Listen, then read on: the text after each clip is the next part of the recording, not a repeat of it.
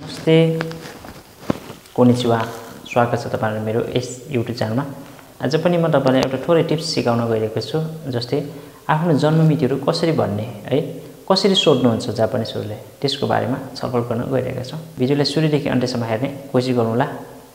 यो एकदमै तपाईलाई महत्त्वपूर्ण हुन्छ इन्टरभ्युको लागि है। जन्ममिति र जन्मदिन कसरी सोध्छ त्यसको बारेमा क्वेशन आन्सर हेरौं। ल हेरौं, तपाईले डिस्प्लेमा देखिसक्नु भएको छ यहाँ। आनाता नो सेनिनगाप्पी वा इचु देशु का है। तपाईको सेनिनगाप्पी भनेको मिनिङ हो जन्ममिति। इचु देशु का, इचु भनेको हो कहिले है त। तपाईको जन्ममिति कहिले हो। आनाता नो सेनिनगाप्पी वा इचु देशु का, तपाईको जन्ममिति कहिले हो। यो एउटा तरिकाबाट सोध्ने रहेछ भने अर्को पनि छ। आनाता वा इचु उमारेमासिता का, तपाई इचु भनेको कहिले भन्ने मिनिङ हो। उमारेमासिता का, जन्मनु भएको हो भन्न खोजेको। उमारेरु भन्ने शब्द हो यसको जेरो मिनिङ।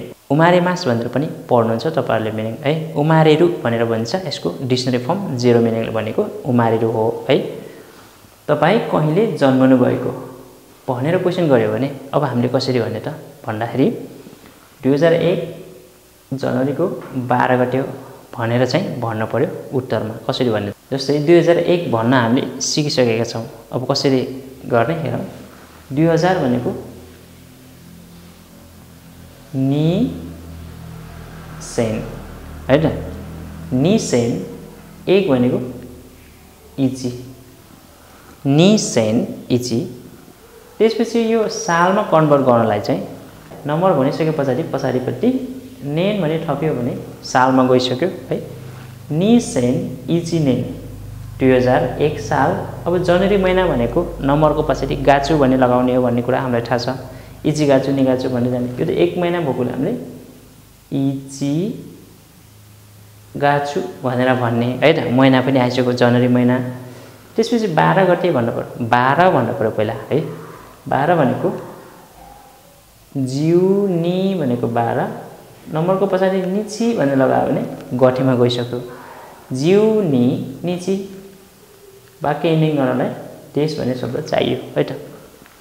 नि सेन इची नेन इचिगाछु जिउ नि निची देश।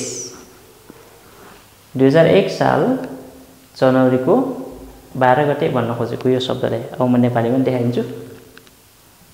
2001 साल है, यो भनेको जनवरी 12 गते भन्न खोजेको यो शब्दले बुझिसक्नु भयो होला अब तपाईले।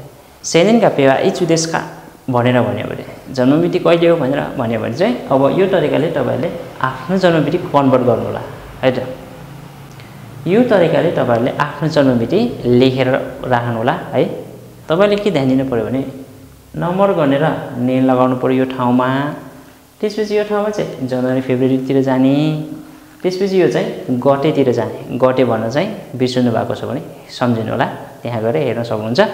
नभए पनि मेरो च्यानल भित्र रहेको छ भिडियोहरु 1 by 1 त्यो हेर्दै जानु भने बुझ्नुहुन्छ है त। नम्बर 2 मा जन्मदिन पनि सोध्छ। कसरी सोध्छ त हेरौं। तपाईले क्वेशन देखिसक्नु भयो। आनाता नो तान्जियोबी वा इचु देशु का, तपाईको जन्मदिन कहिले हो है त।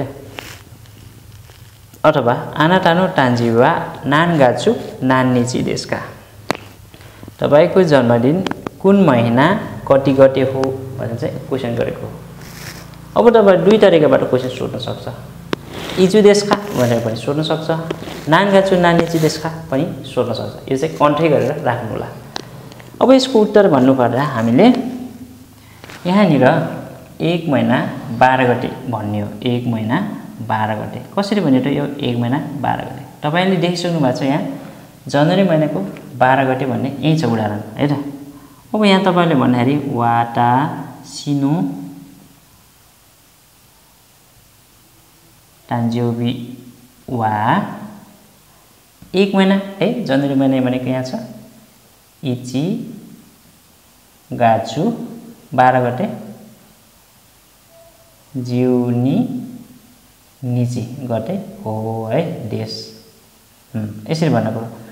यसले भनेको मेरो जन्मदिन जनवरीको 12 गते हो भनेर भन्न खोजेको हो है त। वाटासी नो तान्जिबी वा 1月12日です。मेरो जन्मदिन जनवरीको 12 गते हो है। यसरी भन्ने यो नम्बरको ठाउँमा अब तपाईहरु यो 2001 भनेर आइसक्यो हैन। अब कसैको 1995 96 हुन सक्छ। 1996 नै भनौं। त्यसपछि 3 महिना 25 गते है। कसरी भन्ने हो यसलाई म सरस्वती बताइदिन्छु। 1996 भनेर भन्न पर्यो। पहिला हामीले काउन्टिङमा जसरी सिकेको थियौं त्यसरी नै भन्ने हो। 1996 1000 भनेको सेन हैन। सेन 900 भनेको क्युहाकु 96 भनेको हामीलाई थाहा छ क्युजिउ रोकु। बल्ल यसको नम्बर सकियो। अब यसको पछाडी नेन भने लगाइयो भने सालमा कन्भर्ट भयो है त। त्यसपछि बल्ल 3 महिना भन्नु पर्यो। जनवरी फेब्रुअरी मार्च 1月2月3月3月यसको काम पनि सकियो। अब 25 गते भन्न त सकिहाल्नुहुन्छ। निजिउ गो है। त्यसपछि निची लगाउने हो।